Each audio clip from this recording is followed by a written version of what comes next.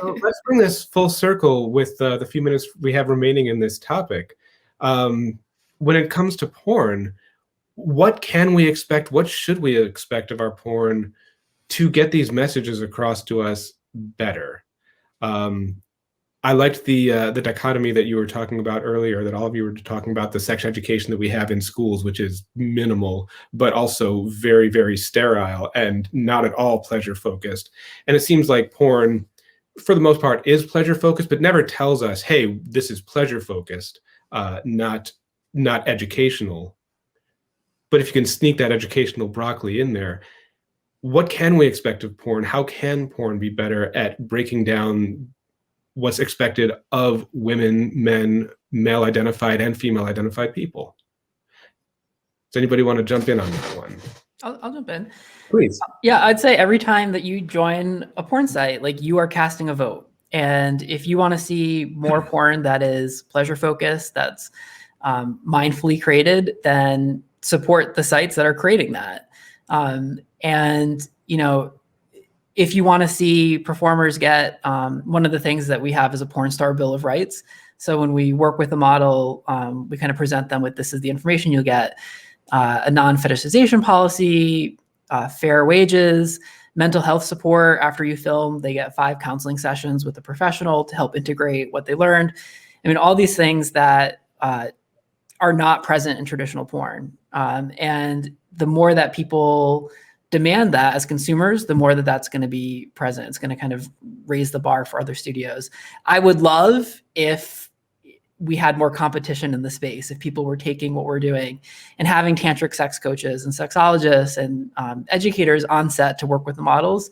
I would love for that formula to be replicated. So if you want to see more of that, like, support those studios. So it's like an intimacy coordinator, but on porn sets. Yeah, we have, each of the concepts that we create is written by a sexologist or a tantric instructor or an intimacy coordinator. And that coordinator is then on set to work with the models to embody it. It's really fun. That's awesome. Wow. Yeah. That's really cool. And I've never heard of any other companies, organizations, sites doing what you do, Davey. So I love that you said, you know, you're voting with your consumption, but how do people even know that that exists if it's not really readily available? If all we know is the traditional porn that we have already. Well, they watch sex people, clearly. Touche. Done. Boom. Touche. But Eric, also, I wanted to call out, when you started this conversation, you said, like, porn is here, it exists, we don't need to judge it from either side. And this final question you're asking, what can you expect from porn, almost sounds like you are judging it, like saying, it's not good right now, so how do we make it better?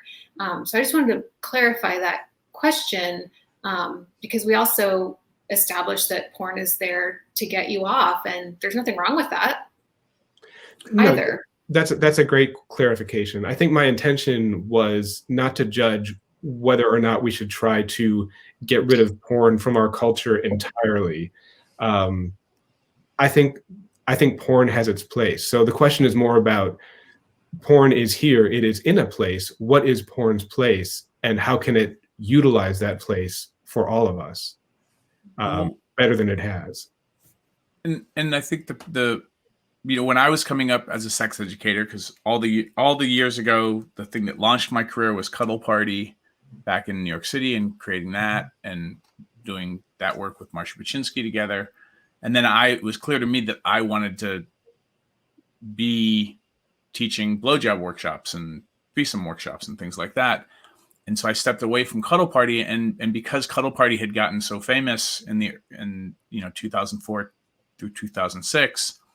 I had access to, like, Nina Hartley and Carol Queen. Like, they'd heard about cuddle parties, and they're like, who the fuck are you? Like, what, getting New Yorkers to pay money to cuddle? Like, how is that even possible? So the reason I bring up them, it was Nina and Carol, Betty Dodson, Robert Lawrence, Joseph Kramer. Like, these were the people I had the privilege of getting to hang out with.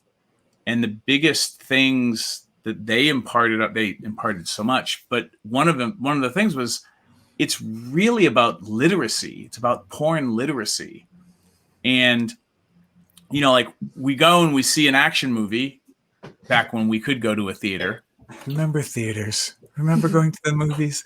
But, you know, like you knew after you saw the Fast and the Furious, you weren't supposed to tear out of the parking lot. Like we were taught, we learned that, you know, you don't learn how to be a better driver from watching the Fast and the Furious, but no one taught us that about porn.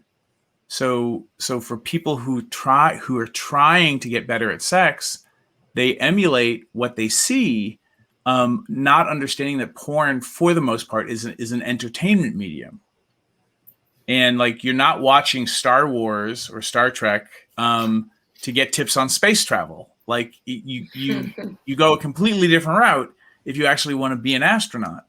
And so, like, I think to your point, Reba, kind of, you know, calling out Eric a little bit, is like, my answer is it's literacy, because like the more you know what's actually happening, then it helps you deconstruct what not to do in the bedroom a little bit, but then hopefully kind of sucks you into like, well, let me figure out the real way to do this.